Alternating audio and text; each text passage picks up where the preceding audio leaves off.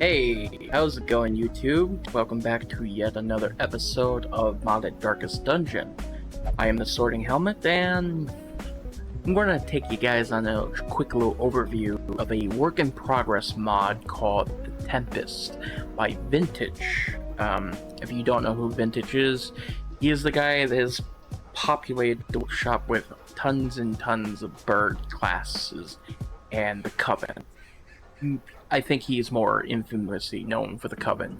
You know, the owls with the big iron on their hip that blasts you for almost all your health that has armor piercing. Anyways. Whoa. So, I have covered Tempest before, and she has had substantial changes. And I do mean substantial. I'm not even going to look at her kit. I'm just going to read the patch notes for her in the server. Just give you a glimpse of how much she's being changed. Tempest Beta Patch 21. Shock Coma. Increased healing by +1 at all levels. Bypass filter coma healing debuff increased from 25 to -50%. Now that energized properly buff, I think I overdid a bit with the shock coma nerfs. That said, one of the bigger problems is scaled by 3 at champ, giving it higher than normal power spike. With that removed, I think it's in a good spot now. To give you another patch note overview, here's the big one. There's a big one that really shook her up.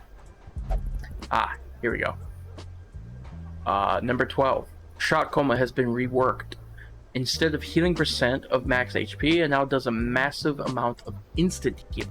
13, 15, 17, 19, and 22, which are different scalings, which is comparable to a high roll on Weird Reconstruction.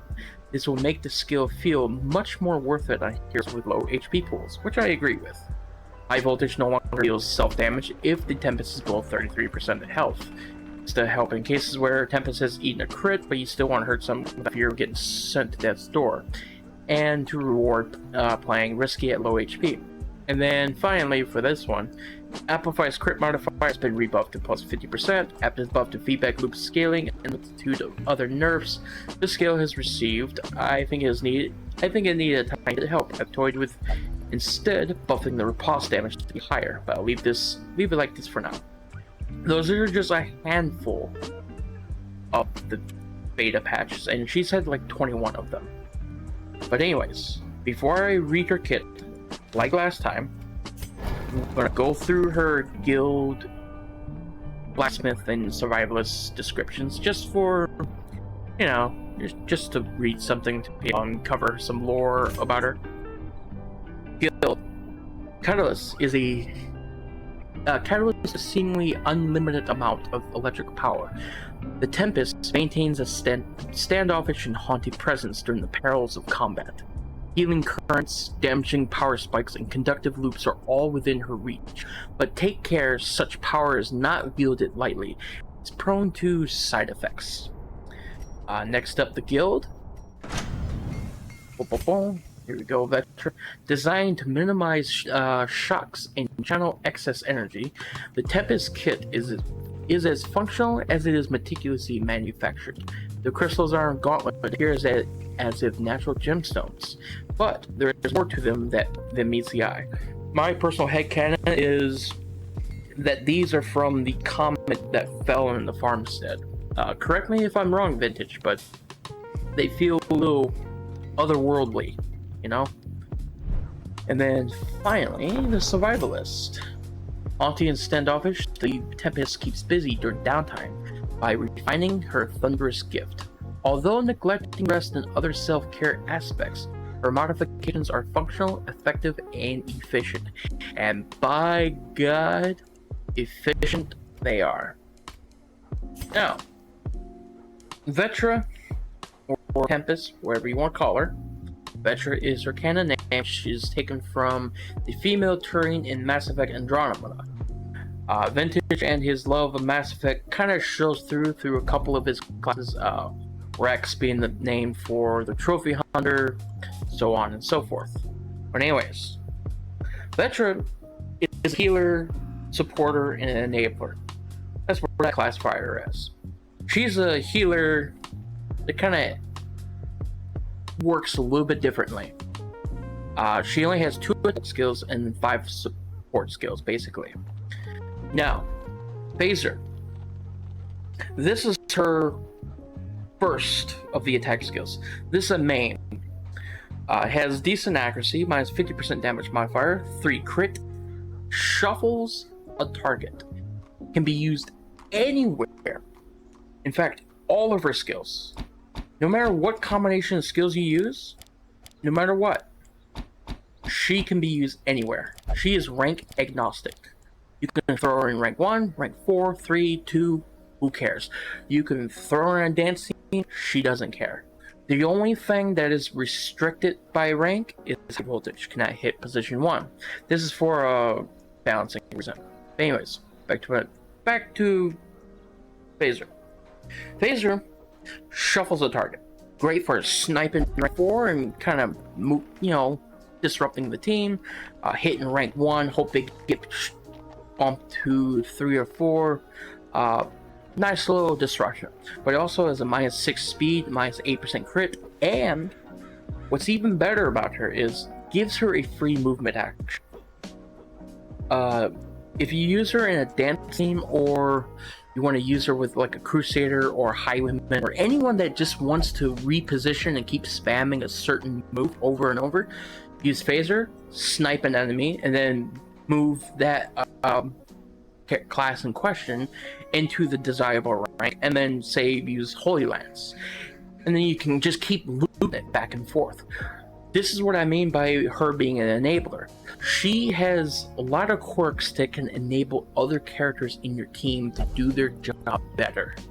And because this has a move action, this is a powerful skill even ignoring the move chance, even ignoring the massive speed debuff she's landing.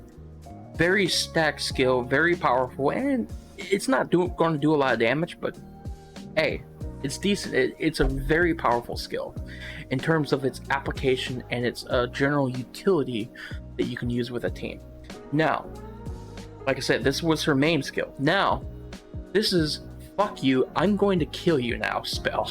This is your execute. This is your crit fish. This is what you use when you want something dead. High voltage, plus 50% damage modifier, 18 crit, 5 pass repulse, plus 25% damage on crit, and you might lose 4 HP, but only if your health is above 33%, which I read in a patch note just a second ago. This, along with many of her other crit buffing skills, this is a fun skill. It's pretty much pile bunker. In terms of the animation and stuff like that, Slayer from Guilty Gear Strive. She just channels electric, lightning through her body, pushes her hands out and just zaps some motherfucker into dust. You just atomize someone with this. It's a very satisfying skill to use. It has impressive visuals, and when you have the Fire Emblem crit sound effects on, it feels that much better to just land. This is like boom. And I failed to mention one important aspect of her entire kit. When she gets a crit on an enemy, there's a 120% base chance to stun. And because criticals increase your modifier by 20%, that's a 140% chance of stunning a target when you crit something. So if she doesn't atomize something into dust, she has a chance of stunning things. Considering that this can hit rank 2, 3, or 4, you hit that rank 4 and they're usually it's like a stress dealer back there. They're either dead or stunned. They're just done for the fight. This is a bit of a gamble skill, but we gamble here on this channel, and I fully encourage you to gamble with this skill. I cannot sing praises of high voltage enough. I love atomizing things with pure raw damage. Anyways, before I get too ahead of myself, moving on to feedback loop. This is where your utility starts to go through. Phasers are already good utility. Now feedback loop. Buff a target, usable. You can only use this once per battle until you refresh it. Plus 5 speed, 45% armor piercing. On the next 3 monster kills, party AoE regen 3 for 2 at level 3. When a motherfucker kills another motherfucker, your entire team is regenerating health. It is rewarding you for pressing the advantage and killing things. You want to use this during hallway fights, trash mobs, and this and that. It's really good in endless since this will refresh between waves, especially if you're loading up on cosmic shards and stuff like that, or running overcharge running overcharge to refresh skill uses, or have your friendly neighborhood bombard using that as well. But I'm getting ahead of myself. Feedback loop is Vintage's answer to, I'm going to make my own version of an AoE regeneration, and I'm going to make it balanced. Now, I use this for the armor piercing because there's not many sources of armor piercing buffs really anywhere, both modded and vanilla. The only thing I can think of is Shield Breaker with a camp skill. So the fact that this is giving 5 speed and 45% armor piercing at level 3, hey, I'll take it. That's really nice. That's nice alone, but is it the strongest thing in her kit? Depends how you look at it. This is great if you use it in the Cove, great if you use it in Wield, anything that has a lot of prot, or if you use a crap ton of modded enemies. Modded enemies have a crippling addiction to protection, right? Like Bristle and Bone is a fucking famous example. Lots of protection on those sons of bitches. On top of them being, bleed immune enemies in the fucking Warrens. But that's a story for another freaking day. Feedback loop is great for what it does. It's giving you a massive speed boost. Throw this on a leopard and see what happens. Overcharge. Clear stun. Refresh skill use. Clear stun alone makes this highly valuable. Because clear stun, the only thing that does that in the vanilla game is the flare from Arbalest. There's a couple modded classes that do clear stun, but hey, having another source of that, especially from a healer, welcome in my book. This is great. Now, I'm just completely ignoring the rest of the skill. 92% damage for 1 round. Lose 5 HP. And it debuffs the target, so it debuffs the target plus 60% damage taken from overcharge. Now, you're getting nearly 100% at level 3 use. 92% damage from that character. Use this on a riposte character, such as, I don't know, Wanderer. Wanderer comes to mind. Highwayman comes to mind. Man at Arms comes to mind. Herself, she can riposte now, by the way. When I last looked over Tempest, Amplify was a dog shit skill. Wait till you see Amplify next. Anyways, Overcharge. We have a new Bombard on the block. We have a new Bombard that does more than just Bombard. Granted, you can't spam this as much as Bombard was refresh. So, there's that. So 5 HP, that's going to become, what, 11 or something? Or 60% of 5 is going to ramp it up. It'll be costly, but still. 92% damage, refresh skill use, clear stun. Hey, it's not bad. Plus, you can use this with shock coma. I'm talking too much about Overcharge. Overcharge ain't that freaking complicated. You just press it, refresh skill, clear stun, more damage. There you go. More news at 11. Now, moving on to the real gravy. Amplify. This. Oh. I'm getting excited just looking at this skill. Use per battle 1. Amplify. Oh, the party plus 50% crit modifier or multiplier, excuse me. Oh, I love my crits, guys. I can't help it. I love critical hits. They're my favorite thing to fish for. They're my favorite thing to gamble. And the fact that this is giving a 50% crit multiplier to the entire party, oh, that makes me so happy. Plus 25% healing received. It gets even better. I sang the praises to the Lord Almighty himself about her riposte when it was on a camp skill in my last video. Now it's on a skill. On her accuracy, minus 25% damage mod plus 6 crit. This, you press this and win. You press this and she has you load up her crit. She has a residual. She becomes a residual stun bot.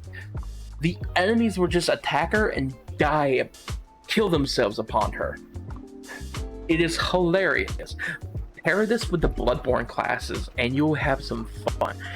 Amplify went from dog shit to holy crap, I must press this every single fight I get a chance to. Pair this up with Overcharge.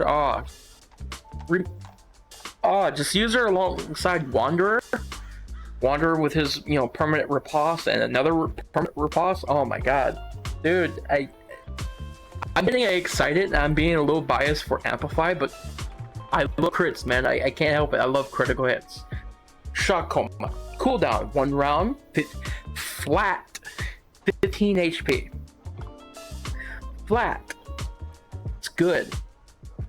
It was a percentage heal before, which was really good on healing a level for like God knows how much HP, but flat healing is really great for low HP characters such as Jester, Antiquarian, and stuff like that. So this it's kind of the same approach of what Darkest Dungeon 2 has been kind of pushing toward, going away from percentage and kind of pushing for more flat healing. Because the issue with percentages is low HP characters get tickled for like 1 or 2 HP. I'm exaggerating because I'm bad at math on the spot, but they get tickled for 1 or 2 HP, and then your big beefy freaking man-at-arms or leper over here get healed 50 to 60 HP, Again, an exaggeration. I'm not pulling numbers that are used in the game. But Shock Coma is a nice flat heal, and it gives you 2 blocks. 2 Aegis. Those pretty little scales that Shieldbreaker uses and gives you a block any instance of damage, self or otherwise. Yeah. Now, this does stun a target. That's fine. Who cares?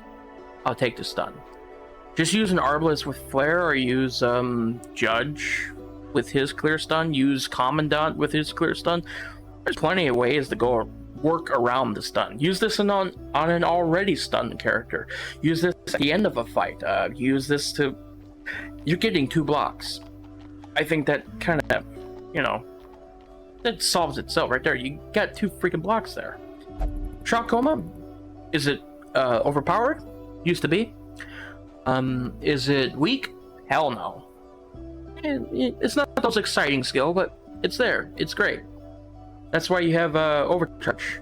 Shock Coma, Overcharge, there you go. Now, our last skill, Energize. There ain't much to really say about it. It's a heal. It's heal 1 HP, heal 2 for 3. It's a powerful heal. It's redeemed with a, touch off of, heal, see someone's at 0 HP, get them off death's door and give them a little bit of HP. Energize, it just gives you a little pick-me-up. It's good. Like I said, not the most exciting thing, like Amplify, but hey, it works. Plus, you run that alongside Feedback Loop. You get Feedback Loop 3 and 2. Yeah, that's really quick. 2 plus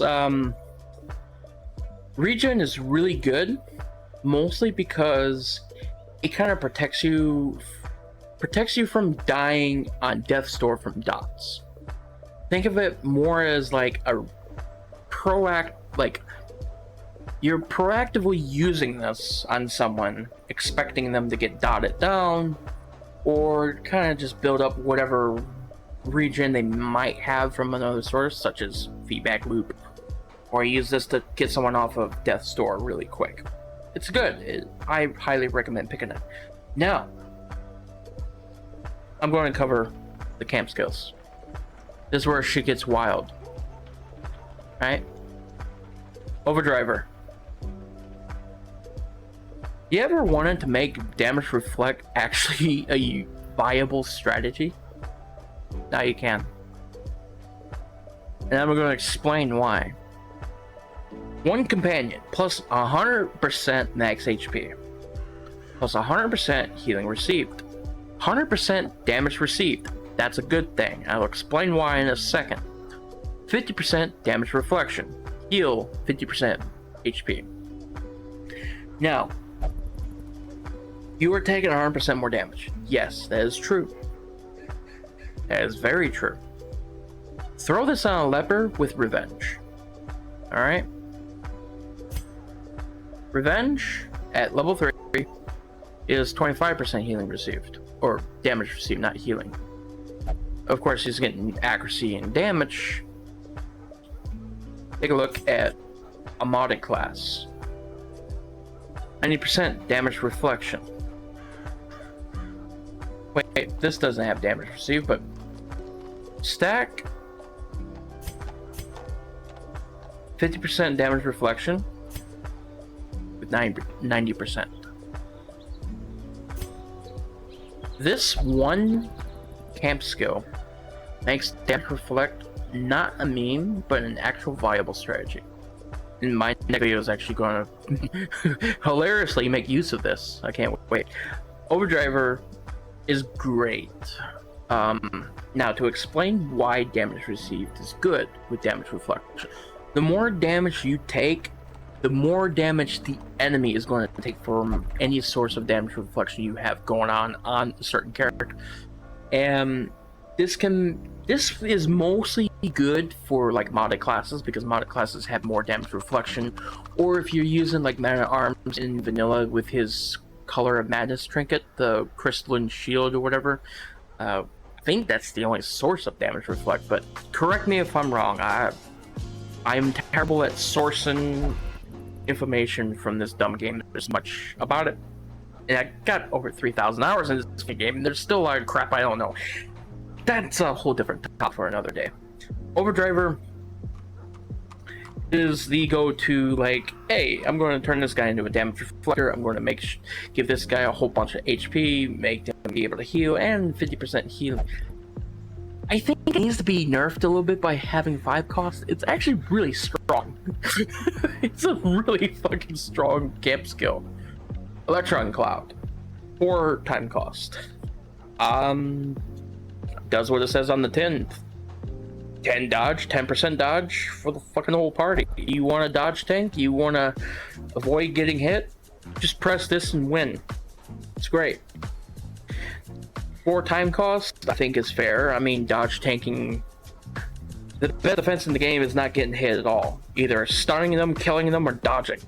Those are the three ways to win Darkest Dungeon. Dodge, kill, and stun. Dodge, kill, stun. Dodge, kill, stun. Those are the 3 ways you win Darkest Dungeon.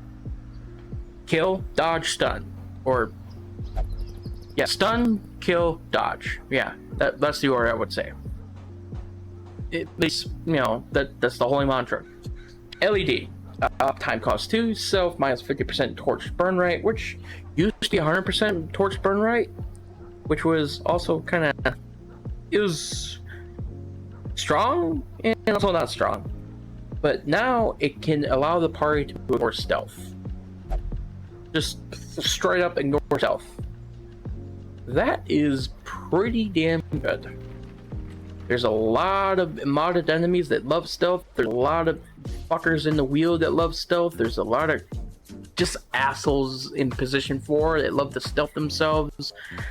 And you can let Vetra high voltage those cocksuckers out of stealth just for 4 battles. It's nice. I like LED. Now, finally, Bloodborne classes have really set a trend these days, and one tester in particular has been noting that, hey, we should add damage versus stunned. She's stunned so much. Let the party do more damage versus stunned. The whole party buff plus 20% stun chance, including herself. 25% damage versus stunned. Just, hey, let's our whole party into Bloodborne characters. Give everyone fucking visceral attacks. Why not? Oh, this is great. As you can tell by my giddiness, Tempest is fucking awesome. Oh my god, she is awesome. Now, how would I use her? How would I use her? That's a good question. How do you not use her? What do you... You can use her in so many ways. One, you could go phaser, feedback loop, and then, I don't know, use amplify and energize. You could run you can run pure support. Set up with amplify, feedback loop, you know, she is very flexible. No matter what you use, you can run all heals and then flex with high voltage, overcharge. Are you running characters that have limited slots? You use overcharge. Are you running a riposte team? Use amplify. If you're running crit steps, or run amplify. If you're running, she still wants. I'm kind of getting all over myself. I'm talking over myself, and I'm letting my brain run a million miles a second. She is a healer, yes, but caveat: you still want a secondary healer with her. Reason being is she is a high risk, high reward character, right? And she's very rank agnostic, she's very flexible, but she does come with risk. Like I said, she has 2 skills that damage people. She damages herself with high voltage. It does a lot of damage, but you are taking damage. And it used to always just do damage to her no matter how much health she had. Now you can just stay below 33% and kind of gamble with that and just, you know, give her a guard and you're set. Now overcharge, this is probably the biggest gamble, is overcharge. You're hitting your party member for -5 and you're debuffing to take even more damage. So you could use this with Bombard or anyone with, you know, limited skills, but still. Is this powerful? Yes, it's 92% freaking damage modifier and clear stun, but like I said, it's a gamble.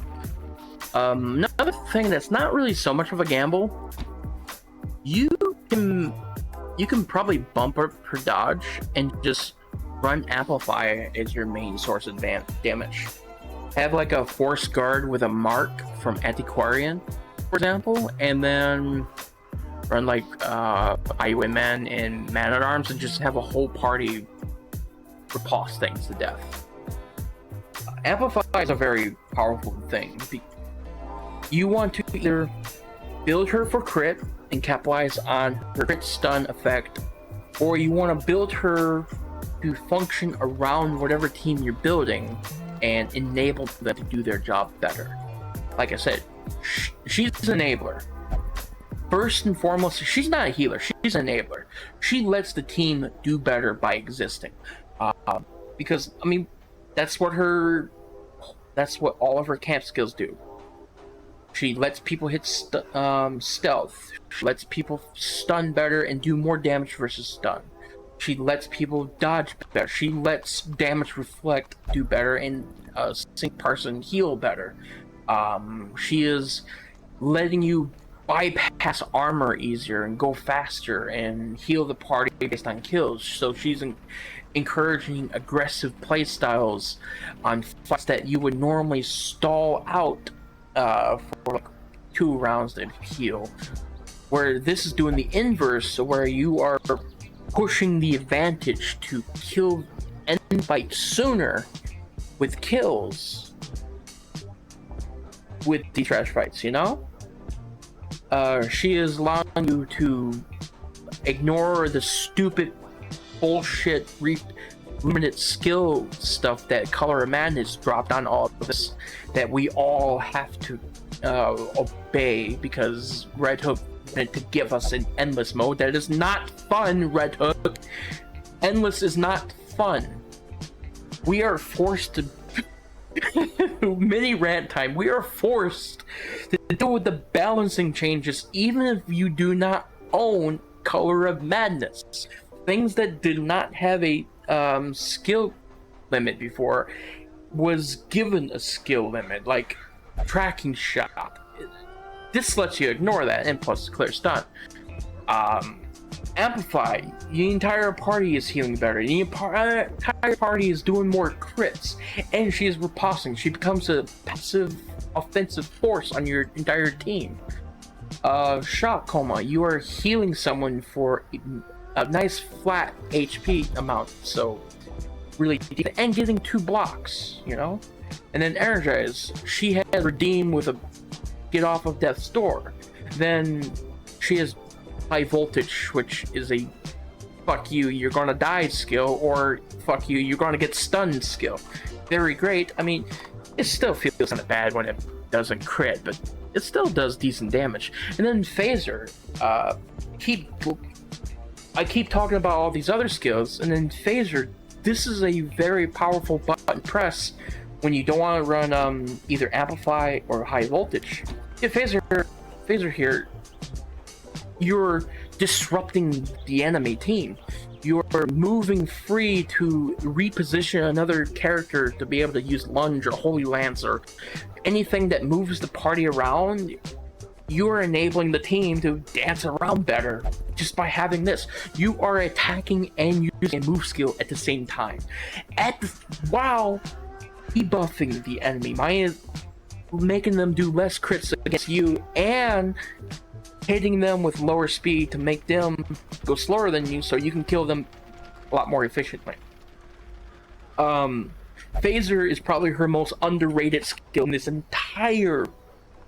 I would say Phaser is her strongest skill, next to Amplify. Without a doubt, this is her best skill.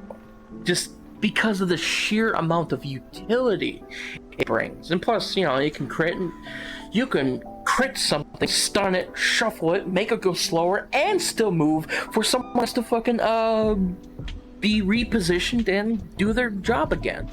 She is shuffle immune. She can be used in any rank. Anyways, Vintage, you have truly cooked, my friend. I cannot sing any more praises of this class. I think I haven't sung this many praises about a class since Oni. She is tremendously powerful, but still balanced at the same time because you are playing around with a high-risk, high-reward system. And when that reward pays off, oh boy, oh lordy, lordy, lordy, does it pay off. She's great. Anyways, guys, she is available for testing down and link down. Blah, blah, blah. She's available for testing in the Project Iron Crown Discord. The link for that will be down in the pinned comments below and in the link in the description of the video. This has been Sorting Helmet, and I hope you enjoy Tempest, because the next video is going to have her do some silly shit. Goodbye, Doomwheel. I hope to see you in hell. Like, comment, and subscribe, and hope to see you guys soon. Bye.